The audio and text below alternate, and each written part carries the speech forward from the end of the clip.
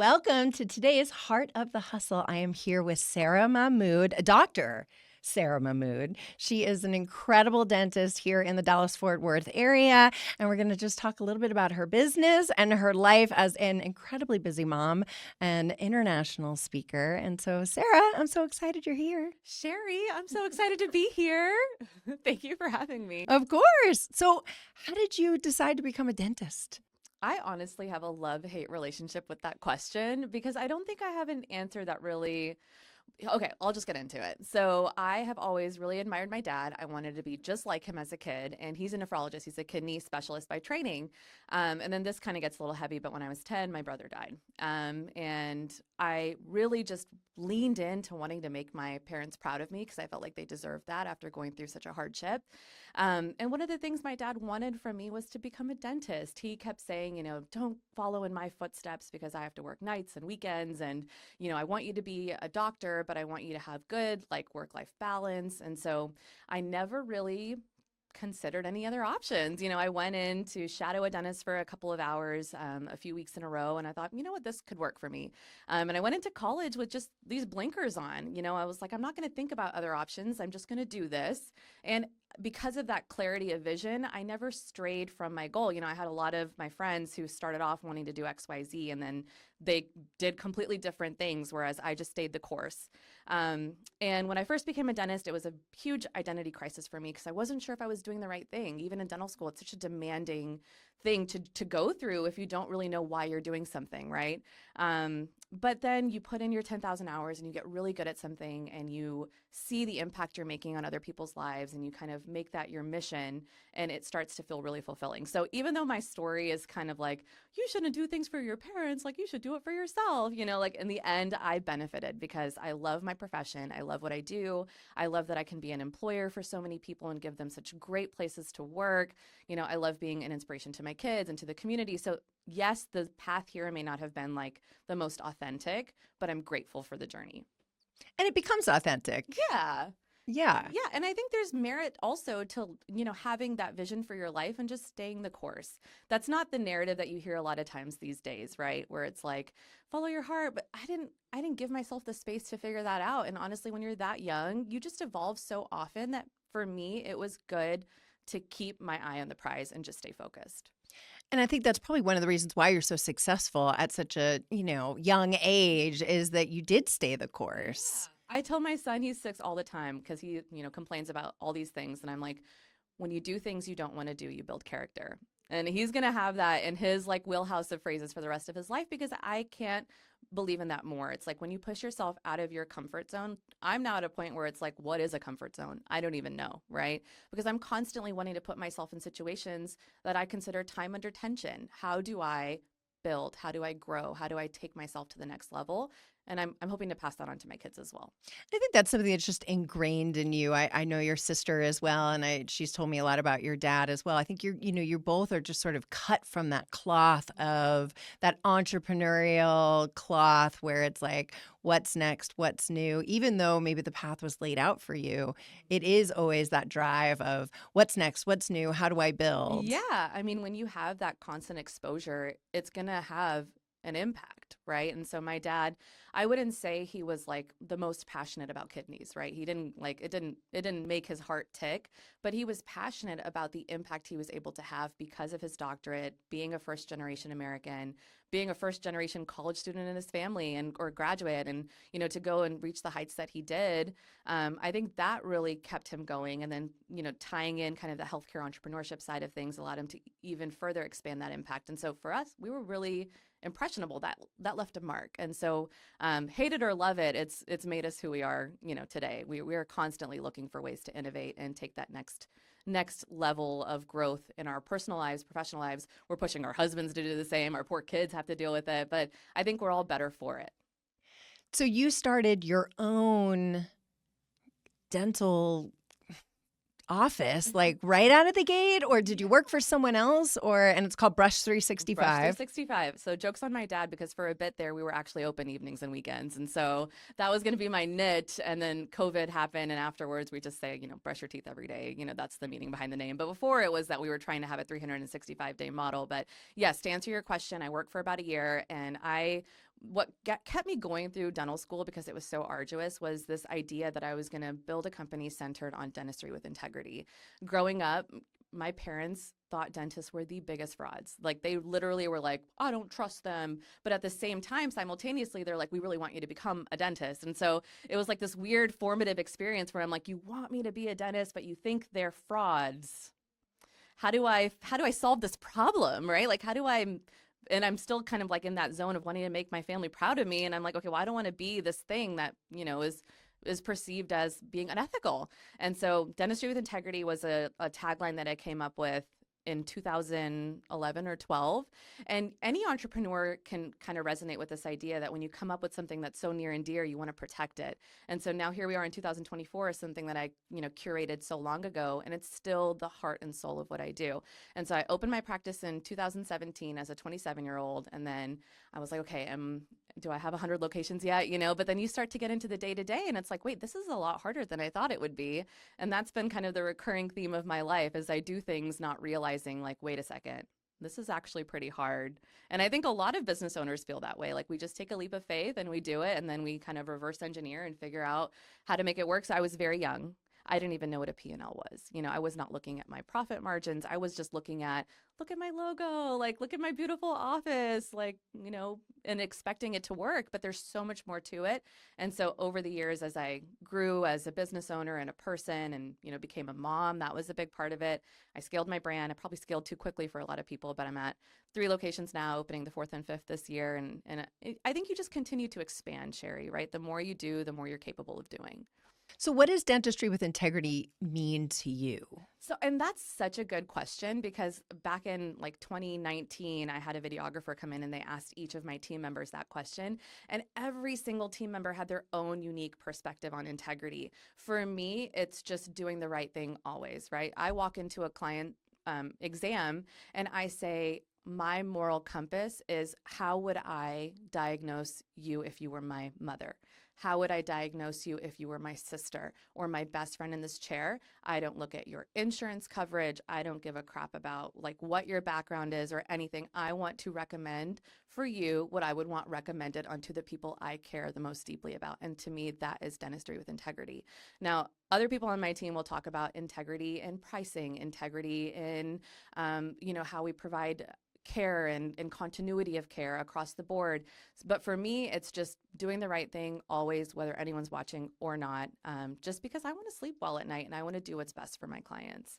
How do you think that translates into the way that the culture that you've created within Brush 365? Well, I think no one's going to want to work for a company that promises to provide dentistry with integrity unless they also have some degree of integrity, right? And so it's kind of nice because it filters out the BS, right? The people that are wanting to work for me know off the bat that, hey, this is not a company that's going to try to fool anyone. We're going to do things the right way. And so it's been kind of easy on the hiring side of things, especially with doctors, because the industry, unfortunately, is ingrained with that. I don't want to say corruption because that's such a strong word, but doctors are compensated on what they produce. And so there can be a lack of trust when they're commission based, right? It's like, are they recommending I need this treatment because they're going to make more money from it? And so people have good moral character and they don't want to work in those environments because then the owner also, anyway, without going off on a tangent, I hire the best doctors and the best team members because they want to work in a place that represents their values. And I think that also shows in the operations of a business, right? All the way through is that idea of like, if we're doing this with integrity, if we're doing what's best for the patient, that changes the way you do billing and say, like the everything. Everything. And I can't sit here and say that I've gotten it right always. But I mean, in the 8 years that I've been doing this, we've been quicker to let people go when they don't, meet our values. And we've been more discerning at understanding what specifically our standard of care is. And so you just get better. Nobody starts out doing this kind of thing perfect. And I'm so grateful for the grace of my team and the grace of my clients that have been with us, since the start, that understand that, we're always trying to evolve and do better. And our tagline helps us stay focused. So now that you have 3 offices and 2 more on the way, Yes. are you still there with people in your chair? I mean, how does Yeah. that, how are you still managing the business? I don't have like a golden parachute, right? Like I think there's this misconception that sometimes when people scale this quickly, they must have like a private investor or some sort of equity. I don't. I am doing this by myself. And so I had to, I got into a situation in 2022 where I got really close to losing everything. And the only way I could build it back up was to get in the chair and treat them ethically. But I was working 6 days a week, Monday through Saturday, to build up the reserves in my company again and get it back to a good place. And so now in 2025, this version of me cares a lot about financial health. 2022 and prior, it was just like tripping through it. And now I have a better sense of what I need to survive, especially in this economy. I mean, people are really going through it. It's so tough to survive as a small business owner if you don't know your margin. So, to answer your question, I have finally gotten to a point where I can scale back because my company is financially healthy and take that leap of faith that the company will survive and thrive without me being in the chair. Now, over the past 8 years, I've done a lot of work to become the best possible dentist I can be. I mean, I've done over 2,000 hours of coursework. I'm all over the place. So I've gotten really good at what I do. I don't want to give it up completely. I still have clients that I love and adore that I want to see and care for and that are probably only going to want to see me. So I'm there a couple days a week, but I can see myself this time next year probably being down to maybe one or two. But then I assume you're chief trainer, right? For all of the other Exactly. doctors I want in them your to. practice. Yeah. And anytime you scale a business, the point of scale is so that there's continuity in service, right? Like you don't go to Nordstrom in Dallas and expect it to be a different Nordstrom when you go in Plano or wherever else you're going. And Brush 365 is supposed to be that same kind of experience every single office that you go to, which can be tough in healthcare. How do you standardize healthcare? And so that's my challenge, and that's what I'm trying to do. Yeah. So what do you specialize in? Well, the cool thing about being a general dentist is you can do everything, right? It's not like, in medicine where you have to specialize to be an OBGYN or you have to specialize to do heart surgery. In dentistry, you can do anything. You don't have to be an oral surgeon to pull a tooth. You don't have to be an orthodontist to do braces. You don't have to be a periodontist to do grafting. And so I've kind of really leaned into just learning everything I possibly can. And so I place dental implants, I do cosmetic smile makeovers and veneers. But the thing that really makes me tick is got to be clear aligners. I do them. It's my bread and butter. I love aligning teeth because I think setting that foundation of health by putting your teeth in the right place sets off a cascade of so many positive things. And it's also the least invasive thing you can do in dentistry, right? Is because you're not cutting into a tooth, you're just moving it. It's like moving the furniture around in a room, feng shuiing your mouth, and just making it so that you have that long-term health with the existing teeth that you have. Yeah, and I think that's one of the things that you've really educated me on outside of the podcast is like it's all about alignment. And so talk about that more because I think when people think of straightening their teeth, they think, it's the vanity, right? I don't Yeah. like my crooked teeth in the front or I don't Yeah. whatever, but it goes way beyond that. So can you talk about some of the other health benefits? Absolutely. I mean, when I first started in 2015, I was getting a lot of consults for people that wanted to do Invisalign or aligners because they wanted to improve how their smile looked. It's changed. The tides have turned, and now the primary impetus for people is so that their teeth function better, right? And the secondary benefit is that aesthetic outcome.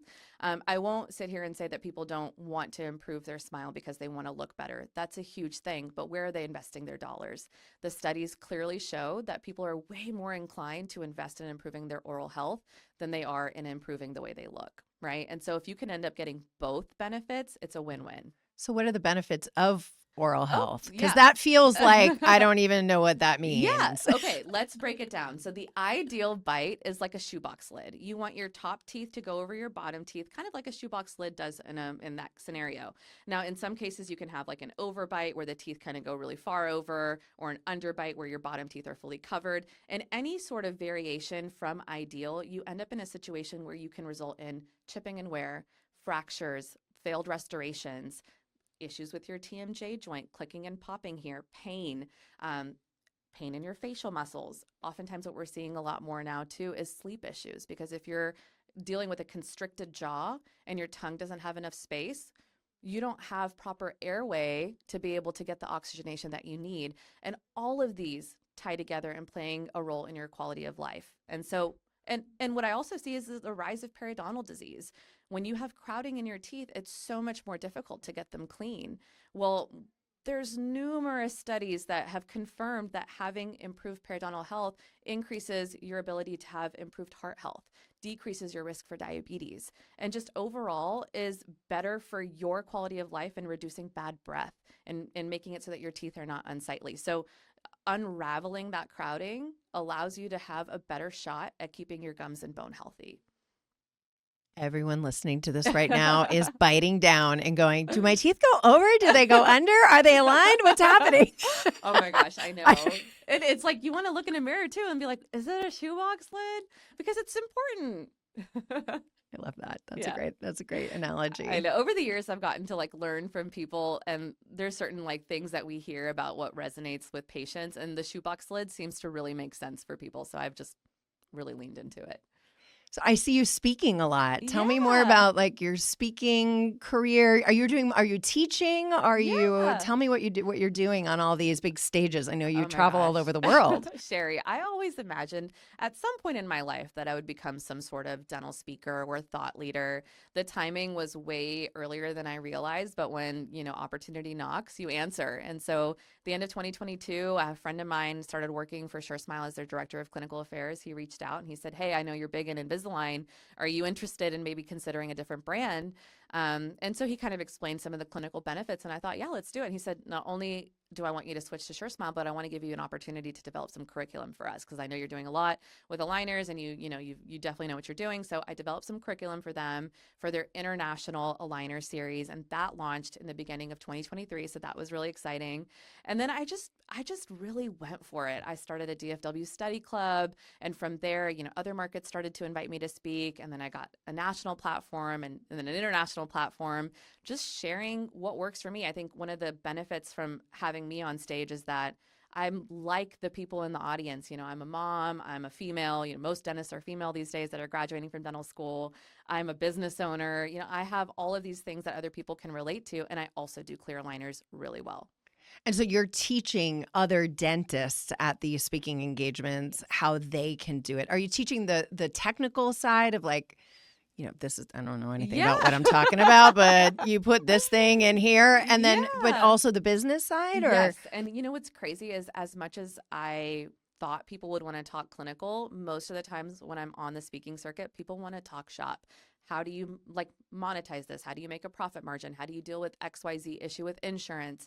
And so that is where I've been able to bridge the gap for a lot of the people that have come to my courses. Now, when I spoke in Brazil, they have like healthcare they have universal healthcare. So they were like, we don't care about the business side of things. And so I did a hands-on workshop there, which is my first time doing that, teaching people how to do like the really clinical, like technical stuff. And it was so fun. And now we're going to, beta test it in the market here too. I'm doing that in May for the Plano market. So I'm really excited that I can take something that I did there just because they did not want to talk about business and try here. And I think one of the most interesting things in watching you on Instagram is how much you're traveling, but you've got little kids. Yes. Okay, so Sherry, I got really emotional the other day because I was sharing this with a group of women, but I never want to paint a picture that what I'm doing is some sort of like graceful dance through life. There is a lot of chaos in my life, but I made a decision after I had my first son because I've always had this vision for my life of building a brand that I was proud of and professional goals for myself. And then I tripped into getting pregnant on accident, and it forced me to really reconcile with some things. And like any mom, I mean, you're a mom, you can relate. It's like you have a baby and then you're like, who am I? Like, what are my priorities? What do I stand for? Do I still want to work? Like, do I have to work? And you kind of like side eye your husband a little bit. And so I was at this fork in the road where I'm like crying leaving my 9-month-old because I wanted to stay home with him, but I also had to go to work.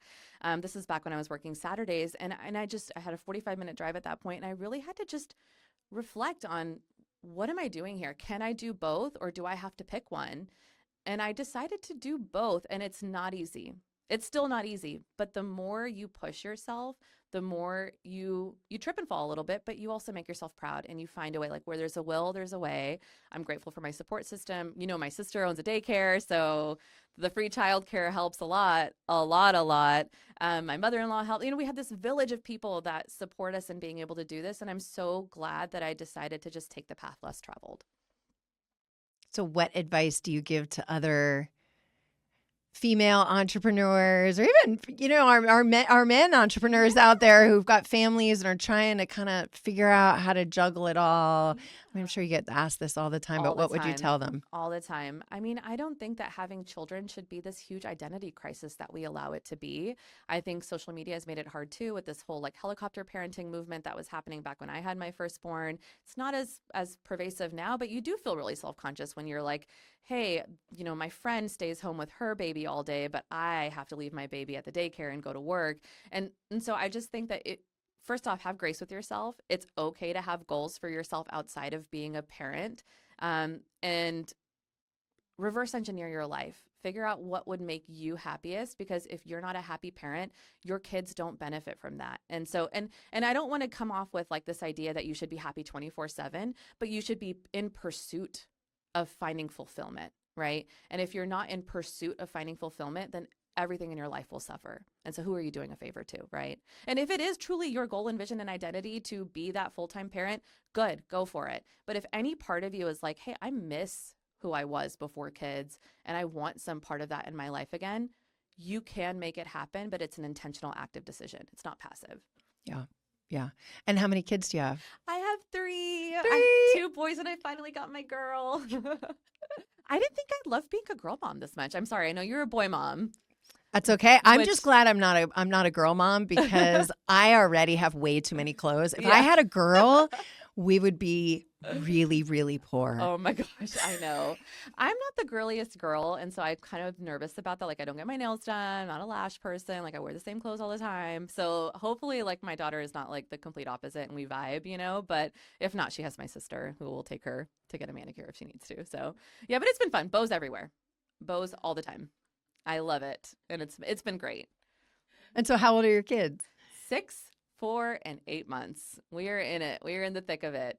And one of the things that we did, Sherry, I don't know about you, but we were really intentional about getting these kids out of our damn room. So we sleep well, they sleep well. So that's been a huge factor in us being able to like be sane throughout the day. But it's still hard. Obviously, there's still a lot of like chaos in our life. There could be a fly in the wall in our house. You'd be like, ooh, I need to be nicer to her, because we are not okay most days. And your husband's a doctor as well. Yes, chiropractor. So he talks about alignment of the spine. I talk about alignment of the teeth. He's got 3 practices, and we are both opening 4 and 5 this year. I'm speaking it into existence. It's going to happen. That's awesome. Yeah, really That's proud of him. He's awesome. the best. Honestly, I could, if I start talking about him, I might start crying, because he's honestly the best. And it's crazy how like you find your person, and they're just your person, right? And he gets it, and we get each other, and it's been wonderful. And how'd you meet? We met in college, the first week of college, but it was kind of like if someone told me that I was going to marry that guy, I would have laughed in their face, and I think he would have too, because we were both so different. But what's meant for you is meant for you, and here we are celebrating 8 years of marriage this year. Yeah. Aw, that's awesome. Yeah. That's awesome. So if we want to find you, where can we find you? Okay, I'm on social on Instagram as Sarah the Dentist. At some point in my life, I'll figure out TikTok, but I'm Sarah the Dentist on there too. Facebook, you can come to my practice website, brush365dental.com. We're on Instagram with the practice as well. Booking online. One of the things that as a millennial I hate is phone calls. Like, don't call me. Don't freaking call me. Who calls? I know. Well, people do to the office. I'm like, you can text us. Like, text us. You can book online. You never have to physically have a phone call with anyone in my office to book an appointment. Just do it through ZocDoc. Just go to ZocDoc. Yeah. And then show up. Right? Yeah. It's like Anybody listening to this who's an Yeah. entrepreneur, no one wants to call you. no one. If they have to call you, you will lose them. If they're under No. 40, even Yeah. if they're under 50, Yeah. if you require them to call you, you will lose You will them. lose them. Yeah. And so ZocTalk, it's like literally 3 clicks of a button and you're booked. And we have availability all the time. We're very, very intentional about always keeping a full column open for same day appointments and emergencies. That's amazing because that's hard to get. Yeah. And we hear that all the time. We have so many new clients that come in and say, oh, my dentist is booked for another week. And we have engineered our schedule in a way to always allow for those patients to come in same day. When you have a toothache, that sucks. It's the most densely packed nerves in your body. And when there's an infection, it is the worst pain you can feel. So we are very mindful of that. And we will see you same day. Not on Saturday or Sunday, But same but day, Monday through Friday. Oh my God, that was a whole separate story. But yeah, Monday through Friday, we will see you. And we have people answering the phones on the weekend, so you can still call us. That's amazing. Yeah. Thank you so much for being on the show. Thank you for having me, and thank you for everything that you do and for being this marketing guru and for setting up this great platform for us to share our stories.